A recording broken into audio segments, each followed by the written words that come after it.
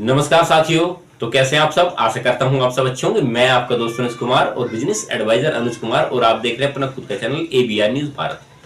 दोस्तों, आज मैं जिस भत्ते के बारे में आपसे चर्चा करने वाला हूं वो सारे भत्ते मैं आपको बताने का प्रयास करूंगा जो कहीं ना कहीं आपके जीवन में एक सफल और निर्णायक साबित होने वाले हैं। ऐसे कई सारे भत्ते हैं, ऐसी कई सारी योजनाएं हैं जो कि कर्मचारियों को जानना आवश्यक है। तो वीडियो को आप अंत तक देखना। अगर आप चैनल पर पहली बार आए हैं तो चैनल को लाइक एंड सब्सक्राइब जरूर करें। चलिए चर्चा करते हैं, बात करते हैं थोड़े से सार के बारे में।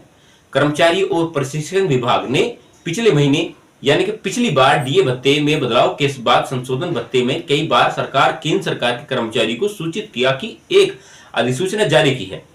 केंद्र सरकार के कर्मचारियों के लिए महंगाई भत्ता 4% से बढ़ाकर 50% किया गया था। इसके अतिरिक्त केंद्र सरकार केंद्रीय मंत्रिमंडल ने पहले इसे 46% से 4% की अतिरिक्त महंगाई राहत के साथ मंजूरी दी है। केंद्र सरकार के कर्मचारियों के लिए 7वें वेतन आयोग के तहत इन बदलावों की समीक्षा की गई है। सबसे पहले मैं आपसे चर्चा करता हूं महंगाई भत्ते यानी डीए के बारे में। डीए जो जीवन यापन की लागत से निपटने के लिए एक समायोजन है। पिछले महीने यानी कि वर्तमान समय में कर्मचारियों और सेवानिवृत्त पेंशन भोगियों के लिए 2% यानी कि 4% से बढ़कर जो 46% था तो इसे 4% से बढ़ाकर 50% किया गया था। यह समायोजन 1 जनवरी 2024 से प्रभावी है। इस वृद्धि के लगभग 49 लाख 18 पॉइंट केंद्र सरकार के कर्मचारी और 67.95 लाख पेंशन भोगी लाभ ले रहे हैं। अब करते हैं बाल शिक्षा भत्ते के बारे में। बच्चों की शिक्षा के लिए भत्ते पहले की 50% से बढ़ाकर 25% कर दिया गया है। हालांकि अधिकतम 2 बच्चों के लिए यह 6,750 रुपए प्रति माह तय किया गया है। चलिए अब चर्चा करते हैं कर्मचारियों के जो विकलांग बच्चे हैं उनके बारे में। सरकारी कर्मचारियों के दिव्यांग बच्चों के लिए सीईए की प्रतिपूर्ति सीएए की सामान्य दर से दोगुना यानी कि 4500 रुपए प्रति माह पर देय होगी। ऐसे मामले में जहां दिव्यांग बच्चे स्कूल जाने में सक्षम नहीं है, शिक्षा का लाभ उठाने के लिए सीएए की प्रतिपूर्ति निवास पर विशेष शिक्षक प्रशिक्षक आदि द्वारा प्रस्तुत भुगतान की प्रस्तुति और केंद्र सरकार के कर्मचारी द्वारा अपने निवास पर अपने बच्चों की शिक्षा प्राप्त करने के लिए स्वयं प्रमाणित के अधीन सीएए की सामान्य दरों से दोगुना पर की जाएगी। अब चर्चा करते हैं जोखिम भत्ते के बारे में। जोखिम भत्ता यह भत्ता खतरनाक कर्तव्यों में शामिल कर्मचारियों के लिए है। मुआवजा संरचना और स्पष्टता बनाए रखने के लिए किसी भी उद्देश्य के लिए इसे भुगतान के रूप में नहीं लिया जा सकता। चलिए मित्रों, अब करते हैं रात्रि भत्ते के बारे में चर्चा। रात्रि ड्यूटी भत्ता को 7वें वेतन आयोग के संशोधन मानदंडों के अनुसार समायोजित किया गया है। रात्रि ड्यूटी जिसे रात 10 बजे से लेकर सुबह 6 बजे तक की अवधि के रूप में परिभाषित किया गया है। एनडीए पात्रता के लिए अर्हता प्राप्त समय सीमा है जो तब होती है कि जब एक कर्मचारी का मूल मासिक वेतन 43,600 रुपए तक पहुंच जाता है।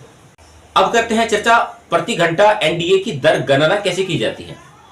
प्रति घंटा एनडीए की दर की गणना करने के लिए निम्नलिखित सूत्र का उपयोग किया जाता है। मूल वेतन प्लस महंगाई भत्ता यानी कि 200।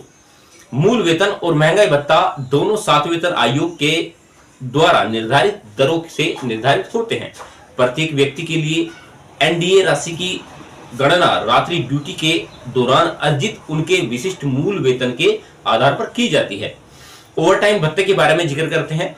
विभागों को ओवरटाइम भत्ते दरों में वृद्धि किए बिना ऑपरेशन स्टाफ के लिए एक रजिस्टर बनाए रखना आवश्यक है।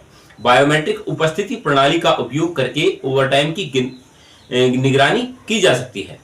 अब करते हैं विशेष भत्ते के बारे में जिक्र। विकलांग महिला कर्मचारी जिनके बच्चे छोटे हैं उनको 3,000 रुपए प्रति माह का विशेष भत्ता प्रदान किया जाता है। यह भत्ता बच्चों के जन्म से लेकर उनके 2 साल होने तक लागू रहता है। सांसद सहायकों के लिए विशेष भत्ता। सत्र के दौरान सांसदीय कर्तव्यों में पूरी तरह से लगे लोगों के लिए विशेष भत्ता 50% की वृद्धि की गई है। सहायकों और यूटीआईसी के दरों को क्रमशः 2,550 रुपए और 1,800 रुपए बढ़ाई दी गई है। यह भत्ता कम से कम 15 दिन के सांसद सत्र वाले महीनों के लिए पूरी दरों पर और छोटे सत्र के लिए आधी दरों पर दिया जाता है।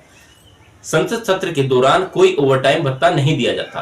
दोस्तों, ये छोटी सी नॉलेजेबल वीडियो आपको कैसी लगी आप मुझे वीडियो में कमेंट्स करके बता सकते हैं। मैं हूं आपका दोस्त अनुज कुमार और आपने देखा अपना YouTube channel ABR news Bharat.